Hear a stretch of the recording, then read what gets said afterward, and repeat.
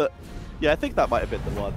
Either way, we are heading into map number 2. This one is Infernal Shrines, thanks Brain, as we are going to see that. It's going to be another TimeFlow map pick.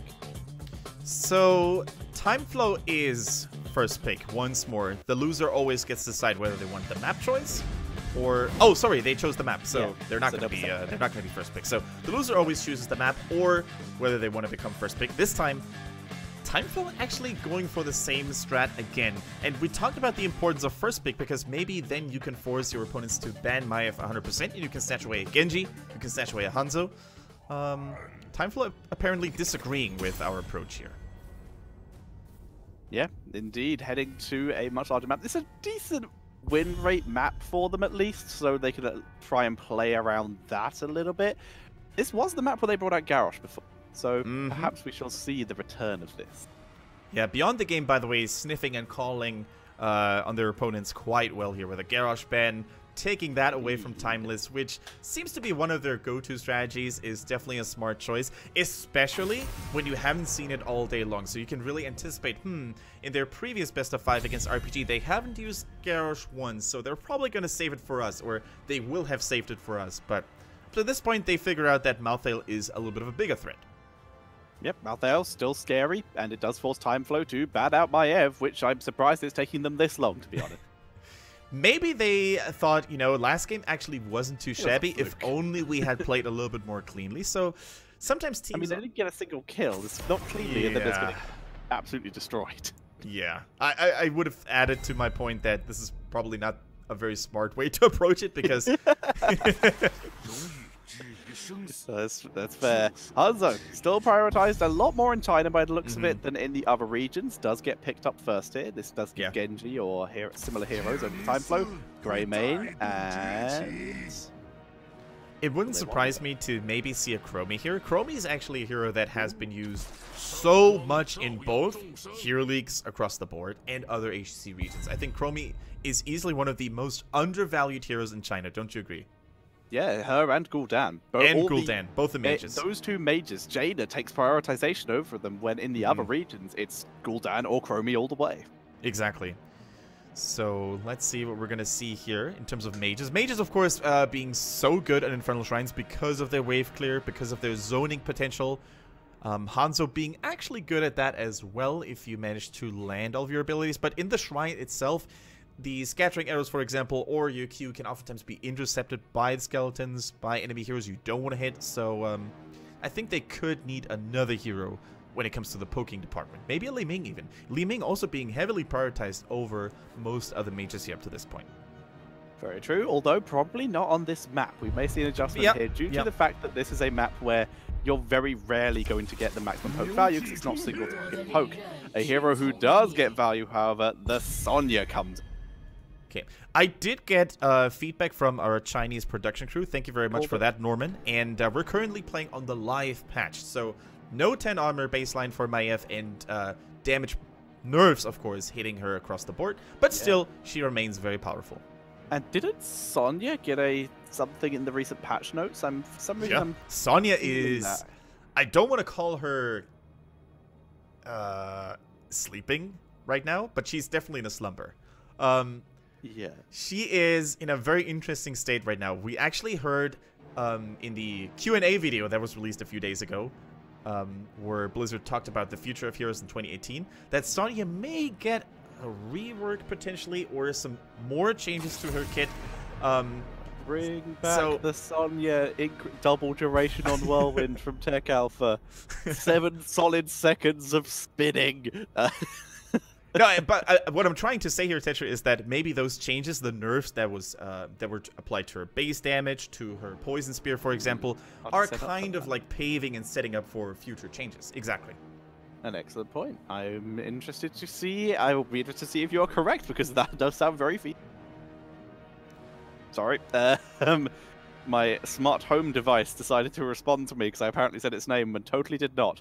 But Alarak once again banned out here. Still a scary hero. Once again, not as solid on this map. Only played once by BGG this entire season, but still apparently worth banning against them. Really excited to see how strong Sonya can become. Once again, it's live patch, so she isn't really as buff and tall as she used to be. In the previous months, but she still remains a solid hero simply due to the way her kit is designed on Infernal Shrines. These strong self-healing while spinning in the skeletons, these strong soul laning that she still provides, especially with heroes like Malthael being out of the equation. Probably one of the few counters in lane to a Sonya. They still ban Alrek, by the way. That's how much TimeFlow doesn't want to play against him. Still a little bit scary, and with the Zarya banned out now, if you remember the first couple games we saw from TimeFlow, the Zarya was an intrinsic part of that, with Zarya and Garrosh both being utilized heavily. So a solid ban here coming in from BTG, remembering back to those days and removing that surprise factor. And while the ban on Malthael is helping Sonya in lane without a doubt, it could also open the window for Garrosh to jump in, because one of the biggest counters to Garrosh, Malthael and his percentage damage, is no longer on the field. So maybe this is time for TimeFlow and Timeless, most importantly, to fall back on one of the old school strategies they came up with here. Tychus, and I'd like to see Tyrael here. And you did it!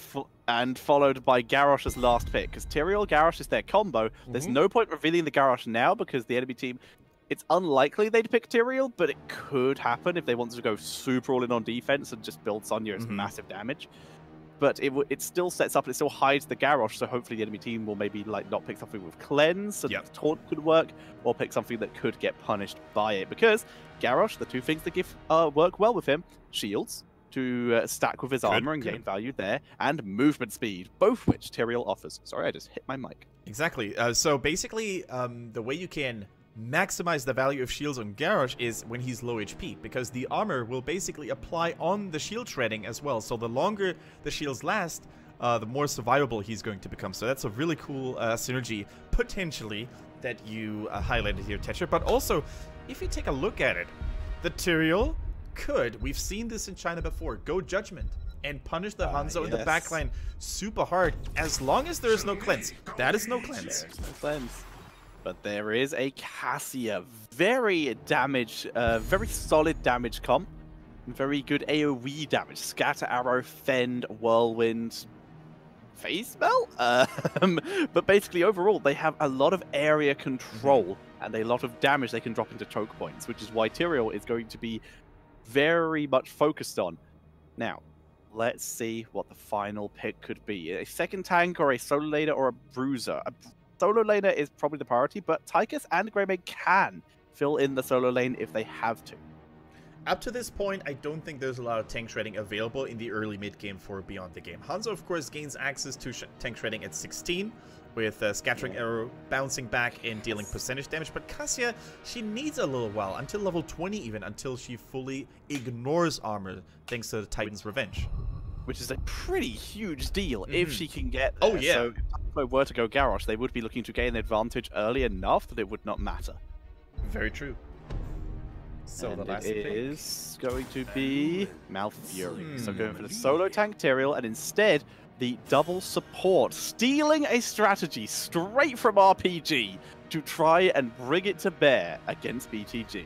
Now, all of a sudden, the Judgment, of course, becomes very unlikely with a solo tank Tyrael and not really a mobile team composition if you look at it. Like, Tychus is probably going to go Odin a lot. That takes a while. Malfurion, although he did get more movement speed with his level 1, probably still very immobile. Greymane. So a well-placed Sanctification there could really make or break a team fight for TimeFlow. Very, very interesting to see that.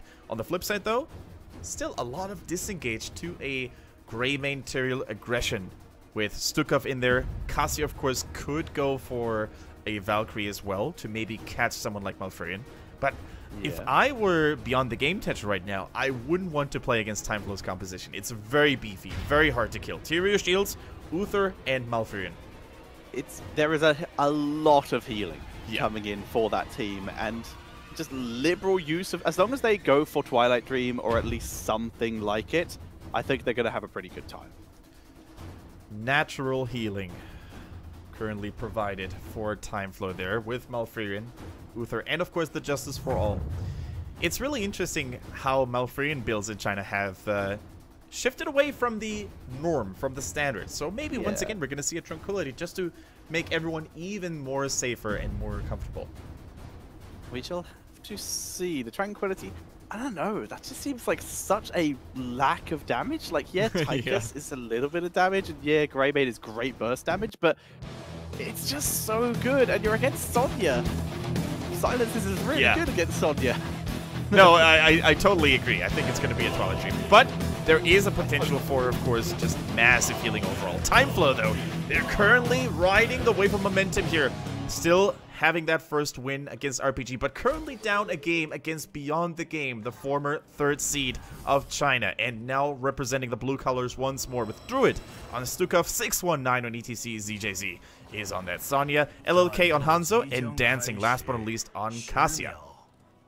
And on the right-hand side, it is TimeFlow with Timeless on Greymane, Cat on Tychus, 11 on Malfurion, Atui on Tyrael, and F-Show on the Uther. Alright, so far no real surprises here. We see Greymane shifting away from the cocktails and going for that viciousness. And also Tychus going for Dash, by the way, which is a really solid talent. Once completed, it will give you outstanding mobility. After collecting 25 region globes, you will have a longer range and movement speed after you successfully dashed. Which is pretty great in terms of kiting abilities, especially against Sonya or ETC or any of those forward-friendly tanks. We are going to finally see a non-Q build Cassia. The charge strikes coming in this time. Yeah, I mean, there's no blinds really on the enemy team, so that means your charge strikes won't go down to waste. And I think with the team comp they have with the strong front line, Sonya, ETC, Cassia can afford to approach the targets a little bit more closely. And keep in mind that the CC potential, with the exception of Uther and Malfurion, is rather limited. ETC provides stuns while Tyrael doesn't, so I think the build choice here for Cassia is actually going to be just fine. Yeah, I kind of dig it. Like, I wouldn't have even hated Uther going for the auto attack build. Just to even lock down Cassia, prevent her from moving for at least a little bit, or interrupt Whirlwind as much as possible. Sonya, however, has gone for a War Paint, at least a little bit of sustain to start off, but can still build into more Whirlwind talents if she wants to do that particular style later on. Stukov, by the way, the Fetid Touch. A great setup for the potential rooting ability that you can get later on. Exactly, and another reason why Cassia, of course, could have better results with charge strikes is that if you go Q build, you're gonna have to wait for a long time until you really start hurting anyone. Beautiful scatter shot here by LLK, whereas the charge strikes will put a lot of pressure in or on several enemies at the same time, especially in the early mid game, which is where they have to make those big plays. I think in the late game, it's gonna be even harder with more defensive tools available for TimeFlow to pierce through the defenses. Timeless does mercenary camps, as Greymane can do. He will have to port after this due to taking a fair amount of damage. Actually, is he going to be able to do it? That was an interesting razor swipe. I think he expected Malfurion to actually come the rest of the way. Yeah. Instead, he is just going to have to get F-Show to help him out, meaning that they will both actually have to port, as F-Show is also very low on mana. Sonya sticking with the focused attacks here, sticking with that just regular auto attack build. Considering this, like you've mentioned before, very little CC, and the biggest part of the CC is Uther's stun or Malfurion's Twilight Dream, you might as well just auto-attack. Exactly, and we see a cute little helper coming in for Malfurion here, summoning the power of the Trent.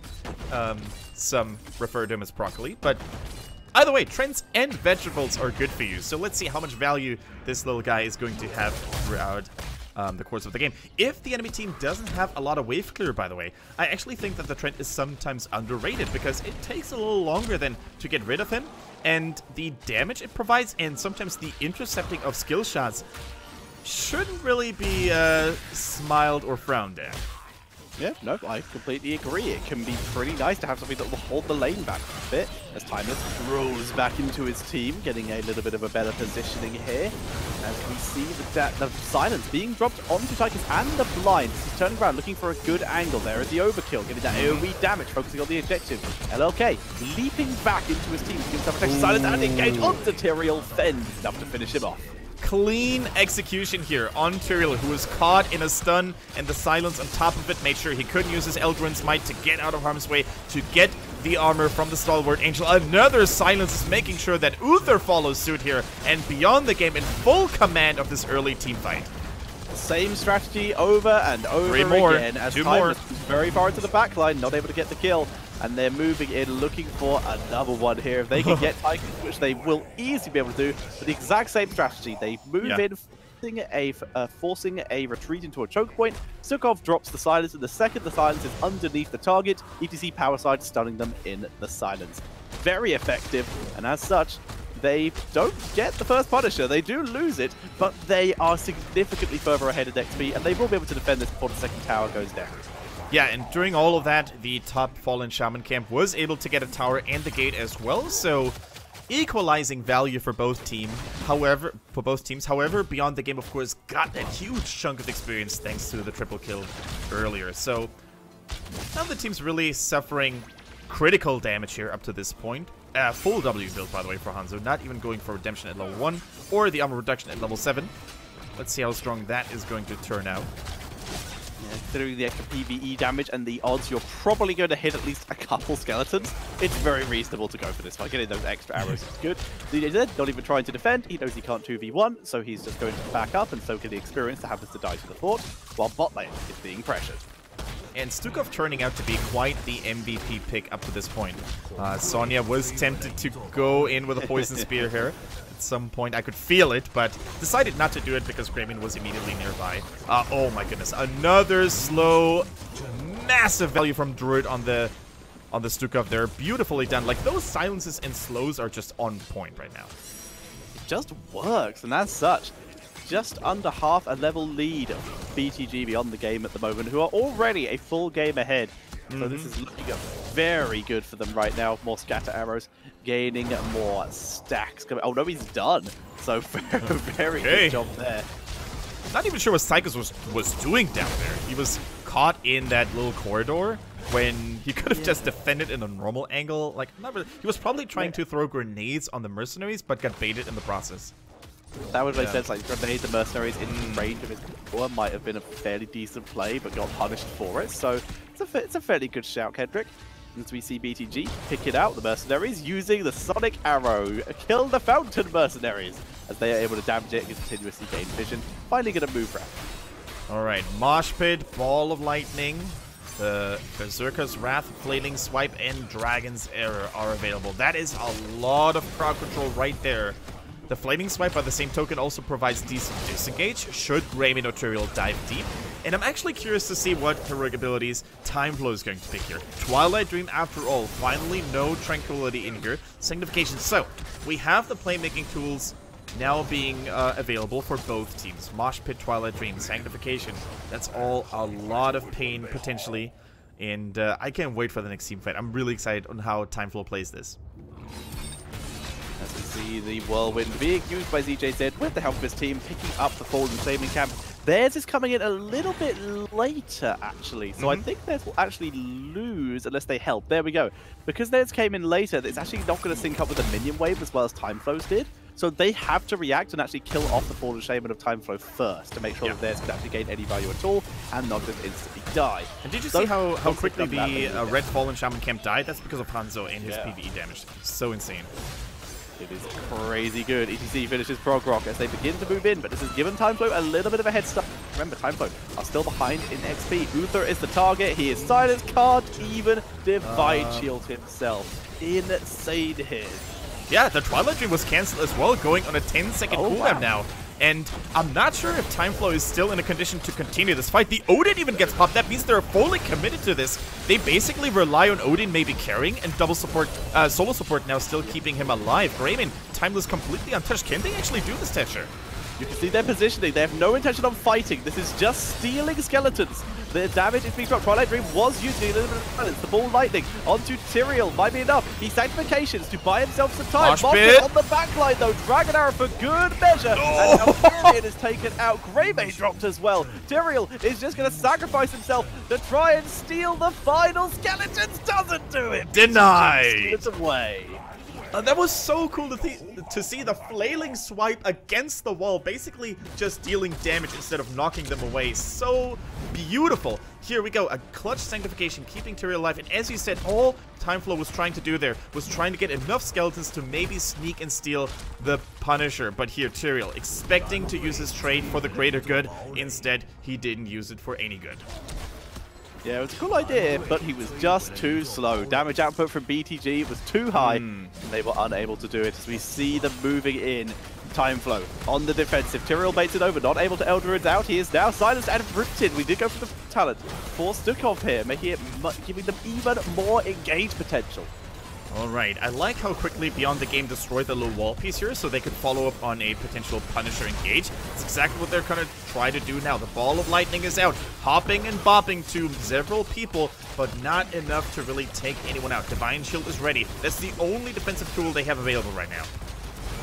It is. Twilight Dream is about to come up, though. Odin is off cooldown. Tyrael moving in. Sanctification on up for 14 more seconds. That's the only heroic down they don't have. As Uther is being targeted. This time, he can use Divine Shield. Twilight Dream is dropped, but the immediate Flaming Swipe as a disengage tool. But one of the last one was interrupted, allowing it TimeFlow to push forward. Zank has come off cooldown. Nothing is available except for the Dragon Arrow from the side of BTG. Odin from the side, dropping the damage, dropping the slows. Tyrael moving in, trying to give them the good angle. Zank very early as ETC loses to the backline to try and prevent the chase and be a distraction. If they could just kill ETC, they'll probably be happy, but they would love more. ETC's kind of just giving his life here for his team, but they're being ignored. Very deep goes Greymane, trying to turn it around, but needs to find a good angle and not get caught by ETC here. He does move back. Atui being in a rough position. Down goes F-Show with Divine Shield, but only just back.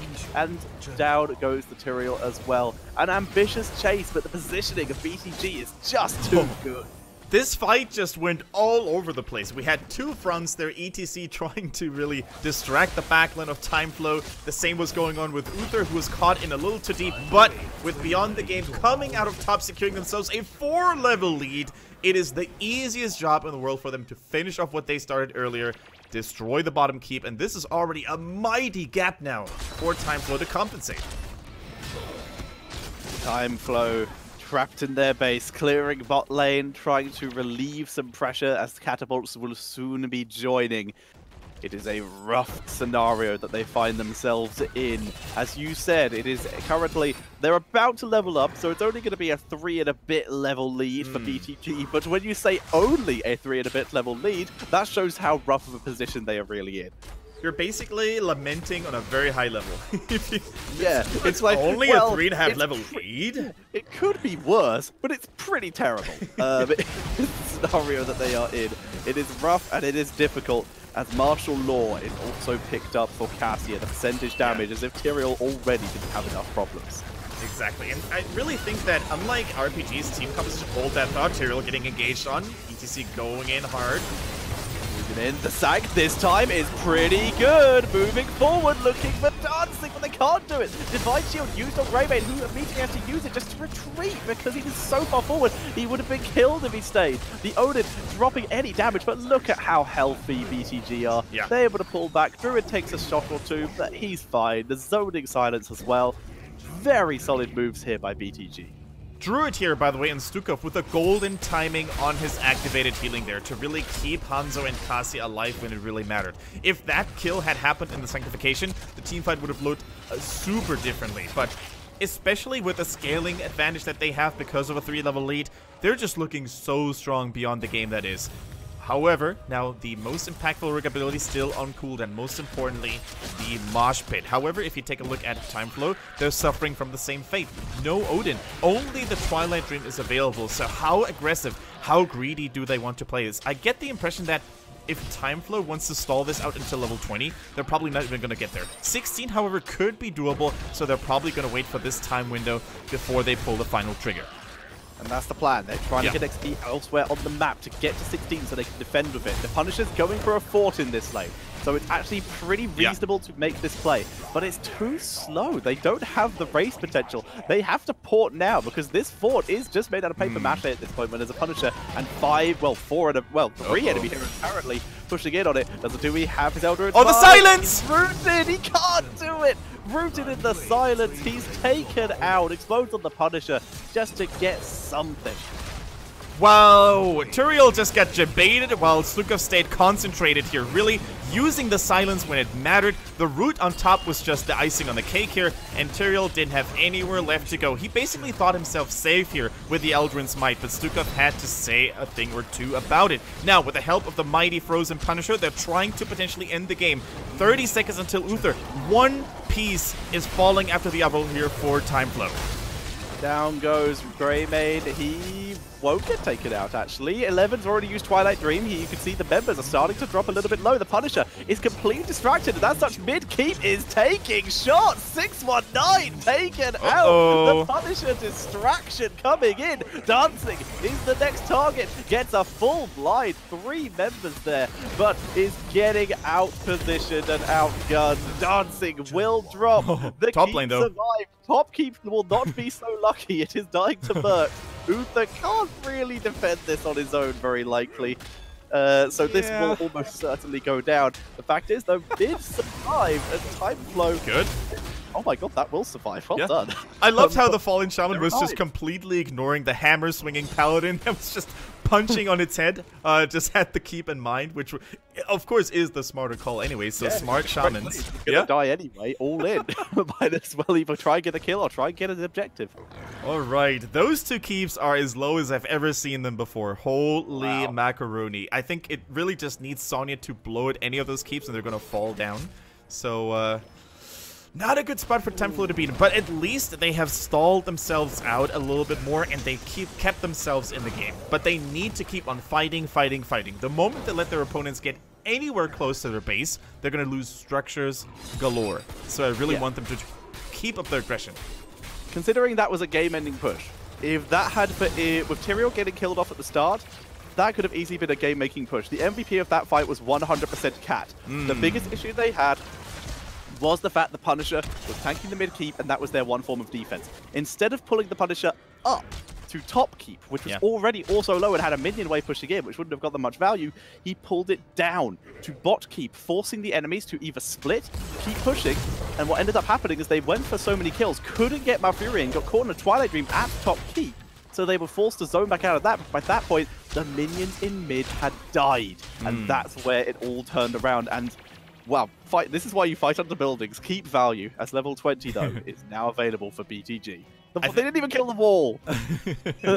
I think this is one of the rare occasions in which I would want TimeFlow. Oh, look at Hanzo! Oh, sneaky beaky! I love it. I love it. Such a cool idea. Keep can only take 1 more of those tiny little arrows. Who's got it? Who's going to do it? Scatter Arrow won't hit it. The Lightning Fury, they can't get the right angle. Holy shock. Trying to zone him away. They can't do it. One more Sonic Arrow. Oh, Hanzo's going for it. There we go. Nice. I wonder if Hanzo's Sonic Arrow just literally hit the last brick in the wall of that keep that made it all crumble like a Jenga tower. Well, the damage was enough. It takes 2 Sonic Arrows to kill that low of a keep. Top one might take a little bit more. It's got a little bit more health. But that is now 2 lanes worth of catapults that TimeFlow have to be concerned about. But this kind of does give them at least a little bit of time to soak to 19, but it's very unlikely they're going to get 20 before the objective. Cassia now has the ability to ignore armor. This is going to be fantastic against Uther, against Tychus, against even Greymane and Woganform. Okay, ladies and gentlemen, TimeFlow is with their backs against the wall. They can only do so much to keep themselves in the game. They're using the distraction the top shrine is causing, going for the opposite side of the map and trying to get a little bit of experience here. They're trying to get that 20. They're trying so hard, but can they make it? Hanzo are coming in, no play of the game though. Cleanse is used. Here comes the mosh pit. Only gets Malfurion into by the Tiger Raid. Twilight Dream, but Malfurion is deleted. Tyrael comes in from across the map. He expected him to come from this angle, so it was not prepared for this. And with Malfurion down, no one able to get a kill from the Twilight Dream, assuming they can all get away and live here, which even that is not a foregone conclusion. Now they have to defend with what is essentially no keep against a full 5-man roster and without the Punisher. level 20 and with a Punisher. It's going to be a purple one at that as well. It's going to be a purple Punisher, the most deadly one. Arcane beams everywhere are going to be on the floor. Malfurion didn't have Ice Block Tetcher. He couldn't keep himself alive. He did go for the increased mana regen onto himself there. So he's probably going to hate his life now for not picking Ice Block. He goes down. Swizzy, the Uther, get deleted. He has level 20 to pick redemption in time. That's the question I can't see. No, he didn't. He only just got it. He can't revive. Oh, and no. Uther goes down. There's the Punisher. Stern Malfurion returns. Can he do anything here as he desperately tries to stay in the Sanctification, keeping them alive for the time being, but the core is going down. And that is going to be GG. Game number 2 going over to Beyond the Game. Beyond the Game hammering their way to victory here with the help of the Punisher. What a play. What a game by them. Many questions did we have when we first saw them coming into this playoffs phase, but against TimeFlow, they have shown us unrivaled strength here. Probably one of the strongest performances all season long. And guess what, Tetra? If there's one moment for them to come out big time and show up big time, basically, it is this one in the playoffs. Because if they continue this momentum, I think the next couple of following teams like Sunny Lions, they could be definitely a hurdle for them to overcome. They need to be concerned at minimum. That is pretty rough to deal with.